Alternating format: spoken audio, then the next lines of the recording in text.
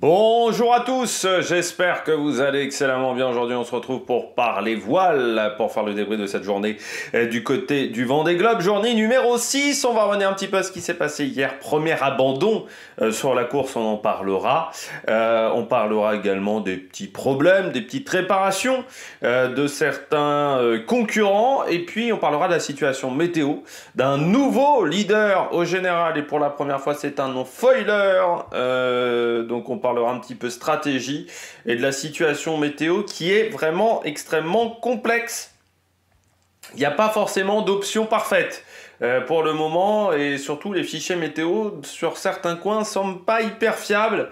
Donc ça complique encore plus la tâche dans ce genre de cas. Donc ouais, là ça va être compliqué, c'est très compliqué. Jusqu'au poteau noir, je pense que ça va être un enfer. Qu'il y aura peu de repos et ça va commencer à être problématique parce que beaucoup de concurrents n'ont dormi que 2 à 3 heures par jour. 2 à 3 heures par jour, c'est pas suffisant pour être lucide, donc on risque d'avoir des erreurs à cause d'un manque de sommeil. On en parlait déjà il y a quelques jours. Bon, on commence tout de suite, n'hésitez pas à vous abonner à la chaîne, à réagir dans les commentaires, à mettre un pouce bleu, à partager la vidéo sur les réseaux sociaux, notamment auprès de vos proches. Si vous pensez que ça peut les intéresser, dans les commentaires, n'hésitez pas à me dire ce qui vous a plu, ce que vous pensez de cette stratégie de Jean Le Cam. Est-ce qu'elle est bonne, pas bonne? Est-ce que vous pensez qu'il va se planter, qu'il va réussir? C'est ce qu'on verra. La stratégie de Conrad Coleman aussi, qui est sur le même axe, on va dire, de la course, même s'il est encore plus à l'est que Jean Le Cam. Si vous avez les moyens et que vous voulez soutenir mon travail, vous pouvez faire un super thanks. Je remercie les gens qui le font. Voilà, et ça c'est seulement si vous avez les moyens. Le deuxième moyen pour me soutenir, si vous voulez pas donner de l'argent à YouTube ou me donner de l'argent à moi, ce que je peux comprendre, eh bien vous pouvez rajouter la petite cloche, comme ça vous êtes au courant des dernières vidéos qui sortent sur la chaîne. Plus vous cliquez rapidement sur notification sur une miniature, plus la vidéo est mise en avant par YouTube. Et je remercie les gens qui se sont abonnés. Depuis 3-4 jours, on fait des scores assez dingues. Les dernières vidéos ont fait les meilleurs scores de l'année. Pourtant, il y a eu le Tour de France. Et il y a eu Patrick Lefebvre qui m'avait bien aidé. Donc ouais, là, on fait des très bons scores en ce moment. Là, je viens de réactualiser les chiffres. On a plus 400 abonnés. Et c'est vraiment sur les 4-5 derniers jours. Donc, je vous remercie pour cet engouement. On commence tout de suite donc avec le premier abandon de la course. Maxime Sorel qui a abandonné. Le bateau a été récupéré par son équipe technique au large de Madère. Très clairement, pas de possibilité de continuer. Problème au niveau de sa cheville. En fait, il a deux problèmes. Il y avait la cheville, il y avait la grand voile. La cheville, pour commencer, il pouvait même plus en fait s'allonger sans avoir mal. Il avait tout le temps mal. Voilà, Jean Le Cam, Maxime Sorel, pardon. Donc ça, voilà, il n'y a rien qui fonctionnait très clairement. La situation se dégradait. Alors, il ne le disait pas en communiqué, mais encore une fois, je le dis toujours. Entre ce que disent les skippers et la réalité, parfois vous avez des différences. Notamment, je me rappelle d'un François Gabard sur une route du Rhum qui n'avait pas vraiment dit que son bateau était amoché avant d'arriver à quelques heures de l'arrivée, où il avait dit: ah bah si, en fait j'ai pété ça, et oui, le bateau était bien amoché face à Francis Joyon. Mais là, oui, il y avait donc déjà ce problème de cheville qui était maintenant extrêmement douloureuse. La situation empirait presque d'heure en heure. Donc forcément, sur une jambe, c'était peut-être pas hyper raisonnable de continuer. Même si là encore, on n'était pas dans des zones hyper difficiles en termes de conditions de vent, mais ça ne serait pas amélioré d'ici les mers du Sud. Donc, je pense, si c'est un problème ligamentaire ou s'il y a une fracture ou un truc comme ça n'allait pas s'améliorer sans voir un médecin ou voilà, sans faire une opération ou aller voir un kiné. Donc là déjà il y avait ce problème là, et puis deuxième problème, c'était la grand voile. Alors il a réussi à affaler sa grand voile en montant au mât, donc il y avait bien un problème de hook, c'est-à-dire le petit crochet qui maintient cette grande voile, qui est un crochet en fait grosso modo qui peut maintenir, ou quand vous avez plus besoin d'avoir autant de voiles, d'avoir 3 riz, un grand voile, ou d'avoir la voile totalement déployée, hop là, vous enlevez le crochet s'enlève et hop, la grand voile descend, sauf que si le crochet ne fonctionne pas correctement, qu'il reste en position maintien, et là vous descendrez jamais vos grands voiles parce qu'elle est accrochée en haut. Et c'est ce qui s'est passé pour Maxime Sorel, qui en plus a dit qu'il y avait des problèmes. Alors au niveau des chariots, parce qu'il avait tenté de faire une manœuvre pour tenter de mettre de la tension dans la grand voile, ce qui n'avait pas fonctionné pour essayer de descendre cette grand voile, donc ce qui fait qu'il a endommagé en plus les chariots, le rail au niveau du mât. Donc il faut savoir que pour monter et descendre la grand voile se met dans une sorte de, voilà, il y a une sorte de rail pour maintenir la grand voile et pour qu'elle descende et monte aussi. Et il y avait beaucoup de portions de ce rail qui étaient endommagées. Donc je pense que même s'il n'y avait pas eu le problème de cheville, de toute manière la victoire s'était finie à cause de cette grande voile. Et je ne sais même pas s'il était en possibilité de réparer complètement sa grande voile pour repartir à 100% des capacités du bateau. Donc voilà, certes il y a eu la cheville, mais je pense qu'en fait le gros problème ça a été cette grande voile. Bon. C'est forcément compliqué pour Maxime Sorel. C'est le premier abandonné. Quand tu es le premier à abandonner, tu as l'impression d'être un con. Parce que tu as l'impression de pas savoir naviguer. Il était parti aller pour jouer top 5. Je pense que c'était son objectif. Top 5, top 8 pour Maxime Sorel. Et tu es le premier à abandonner. Donc c'est très compliqué à gérer mentalement. Donc ça va être dur pour lui parce que voilà, abandonner le premier, tu as l'impression que tu sais pas naviguer, tu as l'impression que voilà, tu sais rien faire. Il n'y a rien qui s'est enquillé correctement sur ce Vendée Globe. Il a eu énormément de problèmes en fait dès le départ quasiment, hein, parce que les problèmes de sa cheville, ça arrivait très très vite. Et puis en plus, le bateau sur cette campagne de Vendée Globe, bateau neuf qui manquait de performance. Alors je me dis quand même que du côté de Maxime Sorel, il y a peut-être eu une erreur. Premièrement, c'est de vouloir lancer un bateau neuf avec une équipe technique qui n'était pas énorme. Parce que l'équipe technique, même s'il y a plus de moyens avec l'arrivée de Monbana en sponsor, c'était quand même pas le plus gros moyen, les plus gros moyens de la flotte. Et je pense que maintenant, vu la complexité des bateaux, si vous voulez construire un bateau neuf, il faut un minimum de moyens techniques, humains, et là c'est peut-être ce qui a pêché. Deuxièmement, donc ce qui fait qu'il y a eu quand même énormément de problèmes sur ce bateau depuis sa mise à l'eau. Il a enchaîné, on va dire, les pépins plus ou moins gros, mais il a rarement été à 100% avec ce bateau. Deuxièmement, je pense qu'il y a eu un manque aussi de navigation, tout simplement parce qu'il a fait l'Everest, il a fait aussi un trail.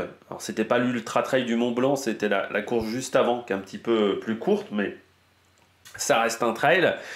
Ce temps-là de préparation, parce qu'un Everest ça se fait pas en 2 jours, même s'il l'a pas fait en vidéo comme Kaizen, et un trail ça se fait pas en 2 jours également de préparation, c'est du temps que tu passes pas à naviguer, ou que tu passes pas à stabiliser ton bateau, ou tu passes pas sur les chantiers, à voir comment ça évolue, les évolutions du bateau. Et ça, c'est, je pense, un gros problème, c'est qu'il a fait beaucoup de choses à côté. J'en avais parlé lors de la présentation de Maxime Sorel, je m'étais dit, c'est peut-être pas l'idée du siècle de faire autant de choses à côté de la navigation, à côté de la voile, parce que c'est peut-être du temps d'entraînement que tu perds. Et là, c'est peut-être ce qui a manqué, du temps de stabilisation de ce bateau. C'est pas une bonne nouvelle pour Maxime Sorel parce que il avait des sponsors qui partaient. La région, le département de la Mayenne arrêtait de faire du sponsoring pour des raisons de financières. En ce moment, les départements sont un petit peu en difficulté pour faire du sponsoring. Donc, ce qui fait que Maxime Sorel doit trouver de nouveaux sponsors. Et c'est pas avec son Vendée Globe pareil, hyper bon, et cette campagne de Vendée Globe, ce cycle entre les deux Vendée Globe, qui va réussir à attirer des gros investisseurs, donc ça va être compliqué. Voilà pour Maxime Sorel. Ouais, ça va pas être facile entre accepter son abandon sur ce Vendée Globe et peut-être aussi une rééducation et plus le problème sponsor, la situation est pas simple. Bon, sinon, qu'est-ce qu'on a eu comme petit problème? En fait, le seul gros problème, c'est toujours Chalbosch Veres, le Hongrois. Donc, je rappelle, voile d'avant A7, il a réussi à l'enlever, à la retirer du mât parce qu'elle s'était déchirée. Mais au même moment, il avait déchiré sa grand voile. Quand il avait déchiré sa voile d'avant, à 7, eh bien, il n'a toujours pas pu réparer sa grand voile. Il pensait le faire du côté de Madère, sauf que le vent s'est levé du côté de Madère, donc c'était plus possible de réparer à Madère. Il n'y avait plus la possibilité, donc maintenant il va essayer de réparer aux Canaries. Sauf que, bah voilà, vous voyez, hein, tac tac tac, dépression, pas évidente à gérer, donc ouais, là ça va complexifier la chose pour Vérez. Donc encore dans les prochaines heures, comment ça va se passer pour lui? Ouais, le vent va rester quand même pas mal fort, donc pas évident pour réparer cette grand voile et surtout pour pas qu'elle ne s'endommage plus aussi dans ces conditions-là. Sinon, ça a été séquence réparation. Vu que on voit que les concurrents sont dans du vent faible, on en profite pour réparer avant le poteau noir. On a eu réparation d'un boot qui sert à descendre les foils pour Yannick Bestaven. Sébastien Simon aussi avait eu déjà le problème. Donc c'est des cordes qui, les boots, hein, ce sont des cordes qui permettent de monter ou de descendre le foil, de régler le foil aussi, parce que vous avez des possibilités de réglage. Au niveau angle d'incidence notamment, légèrement, hein, c'est des réglages qui sont, ça doit être 5 degrés je crois, hein, vous n'avez pas le droit je crois de les bouger comme ça de plus de 5 degrés, donc ça permet d'améliorer le vol, mais voilà, il avait ce petit problème là. Alors, il a dit qu'il l'avait cassé dès le Cap Finistère, donc quasiment dès le début de course, donc là il a mis une autre corde, comme il avait prévu son équipe technique, ça a été rapide, ça a pris 3-4 heures quand même, parce que c'est une grosse corde. Il faut la faire passer dans des endroits à l'intérieur du bateau. C'est pas les endroits les plus pratiques, c'est pas les endroits les mieux aménagés. Donc, vous savez, c'est comme quand vous faites de la mécanique et que vous avez la clé qui est trop grosse par rapport au boulon que vous devez retirer. C'est un petit peu le problème de Yannick Bestaven. Paul Meillat, lui, a eu un petit souci, enfin une grosse frayeur avec un filet de pêche. C'est-à-dire qu'on rappelle, les bateaux modernes sont complètement fermés. Ce qui était plus pratique avant avec les bateaux ouverts, c'est que vous voyez ce genre de choses de temps en temps si vous étiez sur le pont ou à l'extérieur dans une position de veille, ce qui n'est pas toujours le cas sur les bateaux modernes. Et Paul Meillat l'a dit, en fait les caméras ont détecté quelque chose, mais ils l'ont détecté très proche en fait du danger, qui était donc un filet de pêche. Et il a eu de la chance et qu'il a réussi à déconnecter le pilote automatique, donc il a réussi à régler la situation. Mais vraiment, ça a été très compliqué. Quelques concurrents aussi qui ont réparé des petits soucis de pilote automatique. Aussi, quelques concurrents qui ont eu ces petits soucis-là, des petites réparations. En fait, sur les bateaux, on a profité du vent un petit peu plus faible pour une grande majorité de la flotte. Puis on a profité également pour se faire des petites blagues entre Violette d'Orange et Romain Attanasio. Une blague avec des brosses à dents. Et Sébastien Simon qui s'est un peu moqué de Jérémy Bayou également, qui ne trouvait pas sa banette. Alors il lui a expliqué comment rejoindre facilement une banette. Voilà. Bon. Des petites blagues, on se charrie entre coéquipiers. Ils sont tous très proches hein, pour le moment, parce que la situation s'est extrêmement resserrée en tête de flotte. La météo, on regarde tout de suite, c'est la merde. Hein. C'est la merde parce que on voit que les concurrents essaient de contourner cette zone de molle qui est ici, sauf que elle se déplace pas forcément comme ils le souhaitent. Alors là, je pense que certains concurrents vont pouvoir commencer peut-être à faire un virement de bord et à reprendre du vent un petit peu plus fort. Et puis de l'autre côté, vous avez Jean Le Cam qui a choisi une option Est. Mais il va se retrouver aussi dans des zones où il va y avoir pas beaucoup de vent non plus, donc vraiment pas l'idéal du tout la situation. Je pense que beaucoup de concurrents se font des nœuds à la tête très clairement, parce que là il n'y a pas vraiment de solution miracle. Je pense que ça va être compliqué d'éviter une zone de molle, à part en faisant énormément d'écart par rapport à l'orthodromie. Donc quand vous vous écartez énormément de l'orthodromie, il faut que ça fonctionne correctement, parce que sinon vous perdez beaucoup de temps. Donc il faut vraiment aller plus vite que vos camarades. C'est ce qu'avait réussi à faire Nicolas Luven. Il s'était écarté de l'orthodromie, mais comme il a été plus vite que ses petits camarades, ça a fonctionné.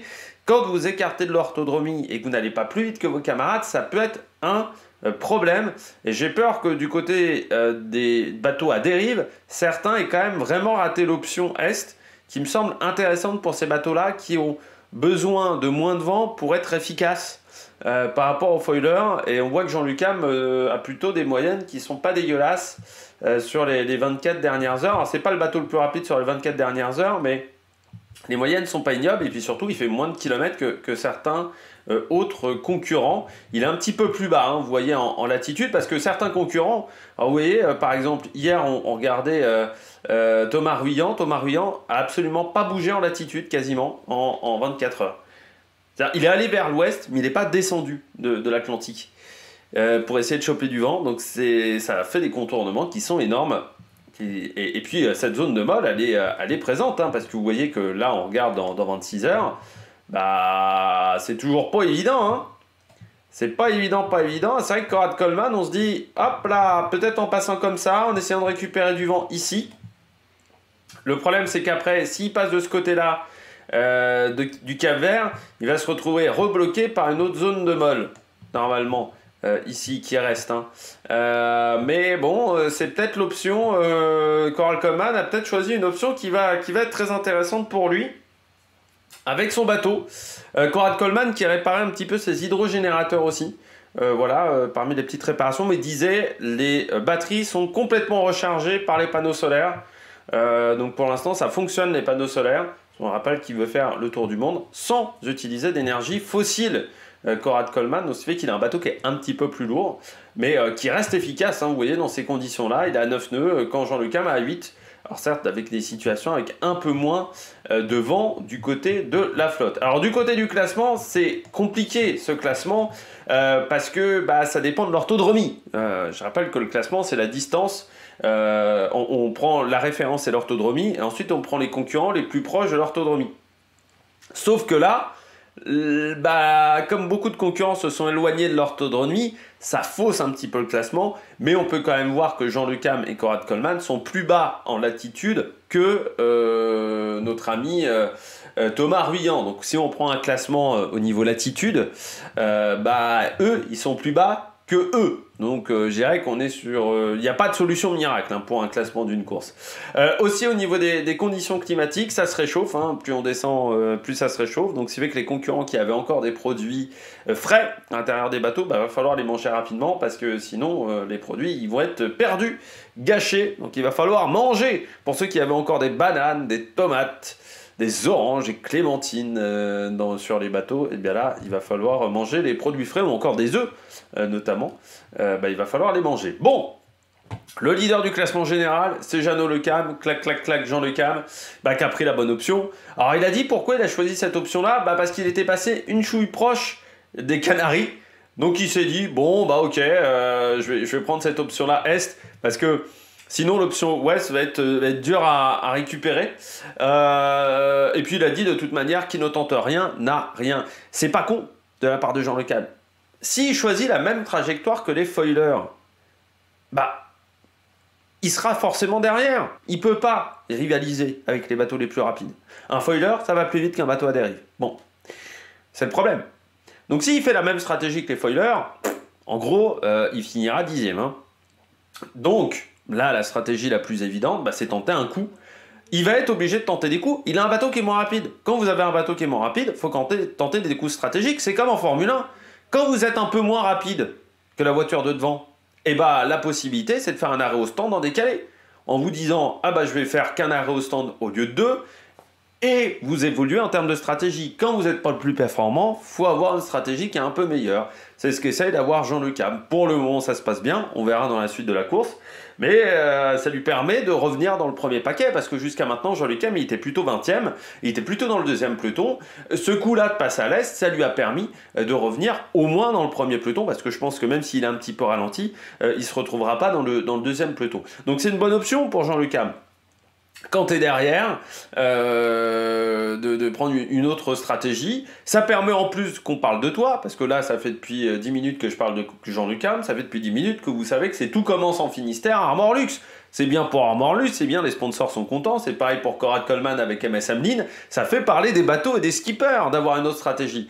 Et encore une fois, il faut tenter le coup, parce que c'est des bateaux qui, à la régulière, ne peuvent pas jouer les avant-postes.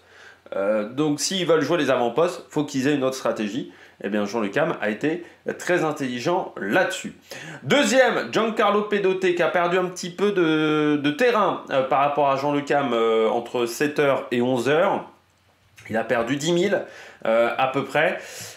Giancarlo Pedote qui est ici, Giancarlo Pedote qui est sur un bateau à foil, mais on rappelle un bateau d'ancienne génération, de génération précédente, du côté de Giancarlo Pedote, et qui tire des bords proches de l'orthodromie. Alors attendez, je vais vous enlever le vent. Voilà, il est proche de l'orthodromie assez régulièrement. Donc voilà, il est toujours proche de l'orthodromie là, depuis quelques jours, donc c'est ce qui lui permet d'avoir un bon classement. Là, il a fait un premier bord, il va en retirer un autre, mais vous voyez le nombre de manœuvres de certains concurrents sur les 24 dernières heures, c'est assez dingue. Mais pour l'instant, c'est pas très mal pour Giancarlo Pedote. Lui aussi, ça lui a permis de rester dans ce premier peloton. Damien Seguin, lui qui fait les bonnes dernières 48 heures. Damien Seguin qui était assez loin, hein, il était aux alentours de la 30e place il y a 48 heures. Il est désormais 3e du classement. Pourquoi? Bah là aussi, on est proche de l'orthodromie, hein, qui est donc la ligne rouge, le chemin le plus court pour revenir, parce que ça c'est le chemin aller, ça c'est le chemin retour, hein, confondez pas les deux petites lignes rouges. Et donc du côté de Damien Seguin, et bien là aussi, 24 dernières heures, on a choisi cette option centrale, on va l'appeler comme ça, pas l'option plein ouest, l'option centrale, pour tenter d'aller le plus vite en faisant le moins de kilomètres. L'autre option, c'est vrai, quand vous avez peu de vent, vous avez plusieurs solutions. Soit vous essayez de récupérer une zone où il y a le plus de vent possible, mais encore une fois, vous vous éloignez de la route idéale. Sinon, il y a une autre option, c'est si vous considérez que l'option ouest, elle n'est pas suffisamment rapide, bah, l'idée c'est de rester sur la route la plus courte. Parce que si les concurrents là, ils vont à 7 nœuds, et que vous allez à 6 nœuds, bah, même s'il n'y a qu'un nœud d'écart, vous faites beaucoup moins de chemin que vos petits camarades. Pour gagner un Vendée Globe, il faut aussi faire le moins de kilomètres possible. Avec le plus de vent. Il faut éviter de s'éloigner trop de la route idéale. Et là, bah, c'est ce que tente Damien Seguin, Giancarlo Pedote. Vu que ça va pas vite, bah, autant aller au chemin le plus court. Hein. C'est presque le plus intéressant. Donc pour l'instant, ça se passe pas trop mal avec deux concurrents qui sont maintenant extrêmement proches. On retrouve ensuite Sébastien Simon, qui est lui sur une ligne légèrement décalée. Hein, vous voyez, donc sur une ligne centrale, mais il est le plus à l'ouest de la zone centrale, on va dire.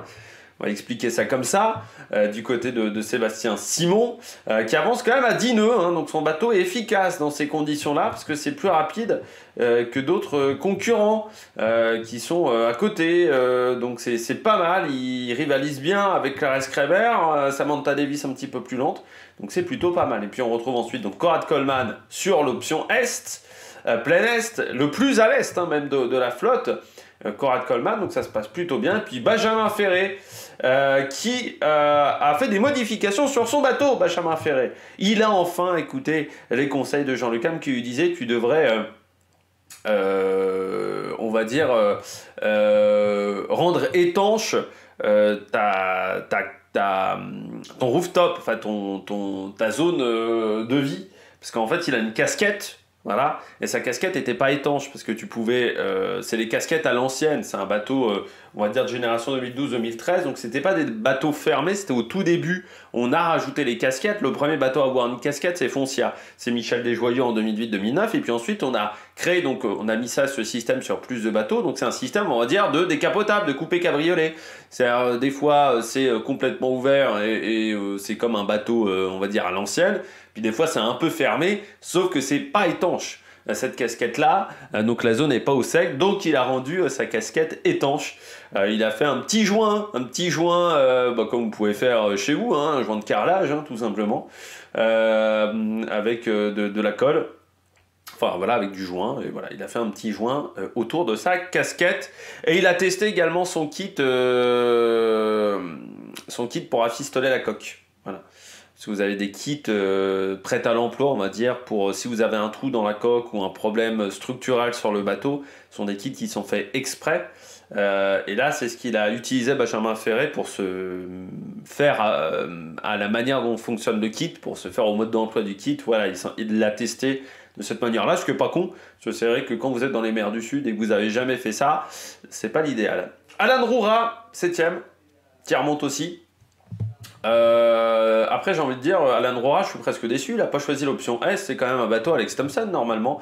Mais il est le plus à l'est de ceux qui sont au centre, hein, quand même. Alan Rohra. Et puis ensuite, on retrouve Clarisse Kremer et Samantha Davis qui sont l'une derrière l'autre. Et Sam Goodchild qui, lui, est sur l'option Ouest, mais il est le plus au sud de tous ceux qui ont pris l'option Ouest.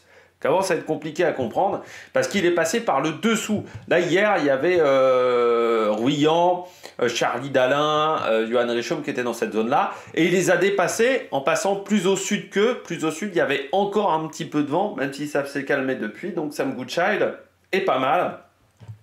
Certains disent que ça serait le leader virtuel du classement avec Thomas Ruyant. Bon, si c'était pas un classement fait sur l'orthodromie de ce côté-là. Antoine Cornic, ça marche bien pour Antoine Cornic.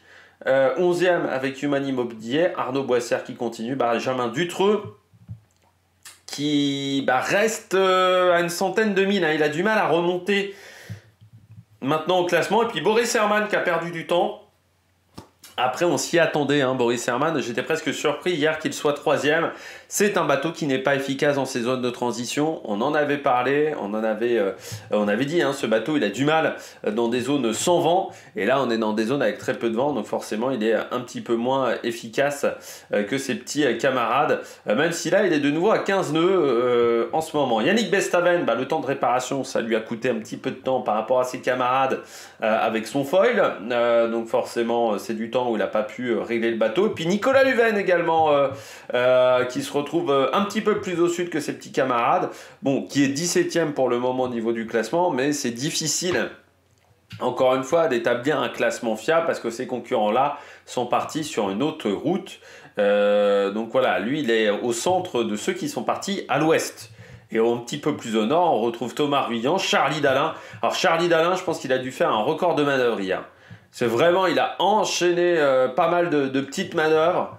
C'était fatigant. Jérémy Bayou est pas loin, donc on voit que les têtes d'affiche sont pas loin. Johan Richomme aussi.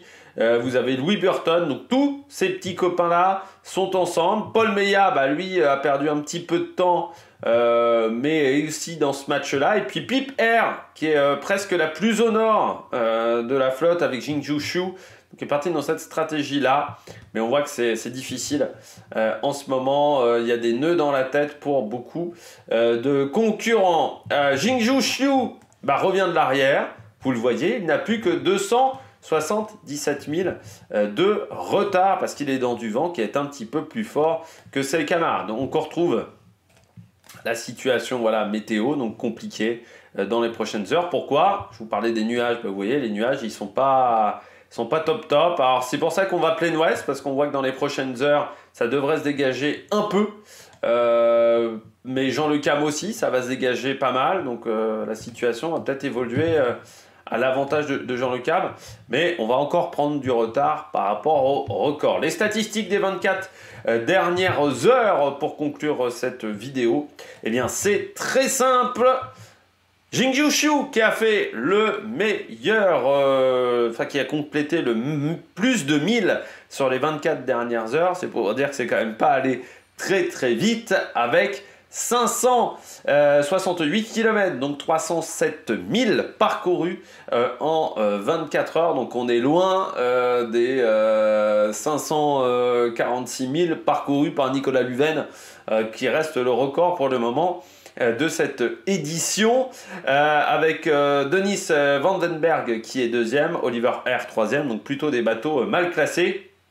Les deux seuls concurrents qui sont dans le top 10 pour le moment et qui sont dans ce classement, c'est Conrad Coleman et Jean Le Cam qui sont 1, 2, 3, 4, 5 et 6 avec un 260 000 parcourus pour Conrad Coleman, 233 par Jean Le Cam. Ensuite, on retrouve Arnaud Boissière, Fabrice Amédéo, Isabelle Diochque et Eric Bédion qui complètent le top 10 du côté des performances sur 24 heures. Et puis vous avez Jean Le Cam qui est désormais en retard par rapport à Ahmed Lecléache, c'est 334 000, ce qui fait quand même une grosse demi-journée désormais de retard par rapport au record d'Armel Lecléache pour le moment. Donc on voit que les conditions de vent sont bien moins bonnes, et en plus, comme je vous disais, là on a une carte météo, mais c'est Athanasio qui le montrait bien. Romain Attanasio. C'est-à-dire que son fichier météo disait qu'il y avait du vent et en réalité il avait que sineux de vent. Donc en plus, ces fichiers sont pas hyper fiables. Et encore, on n'est pas au large du Brésil, parce que normalement au large du Brésil, ça commence à devenir très drôle, les fichiers météo. Mais c'est pour vous dire que la situation est vraiment complexe en termes de réflexion, parce que il faut... vous pouvez pas vous fier aux fichiers météo, donc il faut aussi regarder les nuages, les grains, essayer de les éviter. À un moment, Jérémy Bayou, lui, avait un nuage devant lui. Donc il faut avoir un bon regard marin, et forcément, ça c'est de la fatigue, parce que vous ne pouvez pas vous reposer plus d'un quart d'heure, 20-30 minutes. Et donc les siestes sont extrêmement réduites et les concurrents dorment assez peu. Quand en plus vous êtes dans la situation d'un Tanguy Le Turquet qui n'a pas des voiles pour petit temps, eh bien la situation commence à devenir extrêmement compliquée. Mais tout le monde disait qu'ils sont en manque de sommeil. Tanguy Le Turquet, Jean Le Cam. Tanguy Le Turquet disait qu'il avait dormi 10 heures depuis le début de course. Donc c'est rien, 10 heures, hein. En 5 jours de course, c'est que dalle. Jean Le Cam, c'est un peu pareil, hein. Il a peu dormi, il aimerait dormir plus, mais les conditions ne le permettent pas, donc ça va avoir des conséquences. Parmi les concurrentes aussi qui sont un petit peu distancées pour le moment, c'est Justine Métro, qui n'est donc plus la première féminine. La première féminine, c'est Tata Clara, Clarisse Kremer, Tata Clacla, Clarisse Kremer, qui est la première féminine du classement. Bon, bah nous, alors demain, je ne sais pas si ça sera à la même heure. Dimanche, je vais essayer que la vidéo soit à la même heure, mais il se peut que ça soit un petit peu décalé. Et donc nous, on se retrouve demain.